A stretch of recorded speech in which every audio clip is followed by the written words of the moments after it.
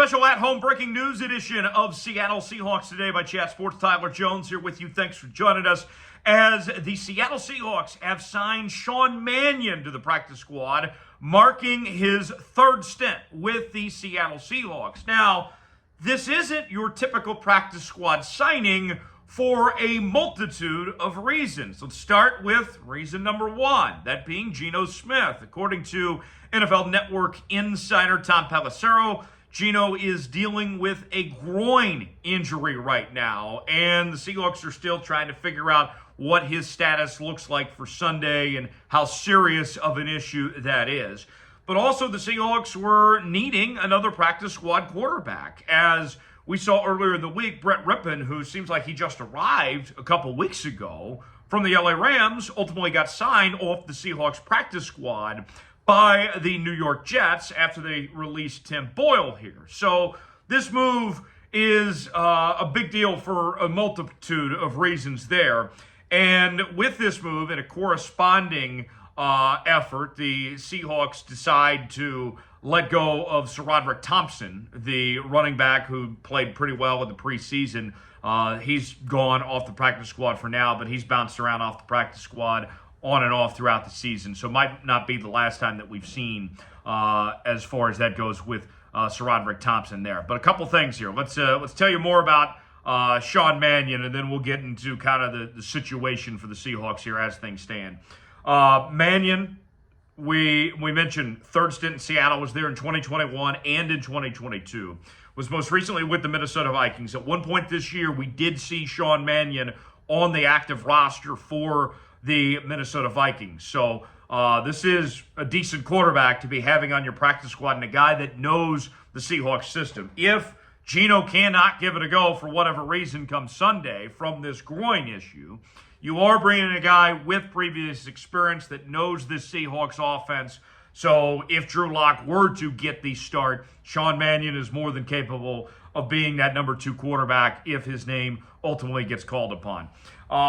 Fans in the Pacific Northwest, you guys know Mannion well from his days back at Oregon State, where the former third-round pick was a very talented quarterback with the Beavs, drafted in 2015 by the LA Rams, spent a few seasons there, actually in St. Louis, then transitioned to LA, goes to the Vikings for a couple years, Seattle, Minnesota, back to Seattle, back to Minnesota, now back to Seattle. We've seen this kind of continue with Sean Mannion there. But to me, this makes a lot of sense for Seattle to go this route under these circumstances, trying to find what you can with question marks, with Geno's status, with needing a practice squad quarterback. Sean Mannion makes perfect sense for Seattle. What's your one-word reaction to the Seahawks signing Sean Mannion? My one word is perfect. This is about as good as you can do in this circumstance, in the short term of what you're looking for in this situation. I go perfect. That's why my one-word reaction. Give me yours in the comment section. Folks, this is why you subscribe to Seahawks Today. It is my off day. I was enjoying a nice afternoon at home, and then this news broke, and I had to scramble and make you a video as quick as we can here from my at-home office. And so would appreciate if you guys subscribe to the channel for more Seahawks coverage. We're going to be doing our watch party coming up on Sunday for the Seahawks matchup with the Niners, so stay tuned for that. We're bringing you daily news and rumors segments on the channel, Q&A mailbags, live shows, and more. If you love the Seattle Seahawks, this is the channel for you. Subscribe now for free. You'll be glad you did. All right, now the Geno front, as far as Geno's injury goes, this groin issue. Hopefully it is not a huge deal. Hopefully it's something that the Seahawks can play through, but it is a question nonetheless for this Seattle Seahawks team. And that leads to another question of, if Geno cannot give it a go, can Drew Lock ultimately get the job done? And could we be seeing Drew Lock's first career start in Seattle? And I got to tell you, granted it is a small sample size, we have seen Drew Lock a couple times this year. Both were due to injuries to Geno Smith. We saw it in the game against the Giants where he led a touchdown drive. Geno ultimately did come back. And then we saw the Rams game a couple of weeks ago when Geno was hurt and Drew Lock came in, and Drew Lock did not play well at all. Granted, Geno didn't play that great that day either. But, you know, this is why you have Drew Lock here. look, I have been very adamant. I've been very consistent on this program, and I think I've been proven right for the most part over these last two seasons that Drew Lock is not a starting quarterback in this league, but he's more than capable as a backup. That I'm fine with him being a backup, with getting a spot start potentially here. In this case, a guy that knows this system that's been around. If it has to be Drew Lock this week, that's not ideal going up against maybe the toughest team you're going to face this entire season, the San Francisco Niners team, who's red hot right now and who kicked your ass a couple weeks ago. But I got to tell you, I love Geno. I've been a fan of Geno for a long time. But you might be better off playing a 100% healthy Drew Lock as opposed to a banged-up Geno Smith. What kind of Geno do you get with a groin issue potentially? Now you got all sorts of question marks as far as that goes. More on this in just a second, but first, let's tell you about our sponsor, Prize Picks. Prize Picks is the place to go for daily fantasy made easy. Here's how Prize Picks works. You choose two or more players on any given category. You get the choice of more or less, and you can play along with us as prizepicks.com/SealItS, promo code SealItS for a $100 deposit match. I'll say this. What I'm watching for on Prize Picks, Geno going into this weekend, his number was 242.5 in passing yards. One thing to watch over the next couple days, if Geno does ultimately play, that number potentially could come down a bit. Or maybe they undersell Drew Lock. Something to keep in mind. Watch out to see what Prize Picks does with these guys for the next couple of days. A couple other notables that stand out to me this week. Lamar Jackson, more than 195.5 passing yards. I got Justin Tucker with more than 1.5 field goals made. Play along on Prize Picks. Proud partner of Seahawks Today and Chat Sports. PrizePicks.com/SealItS. Promo code SealItS to play along today.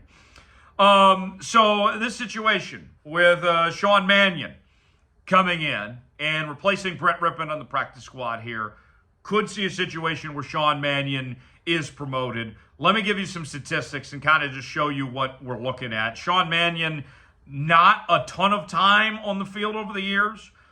His completion percentage is about 61% for his career. 1 touchdown pass, 3 interceptions, so a very small sample size of some sorts.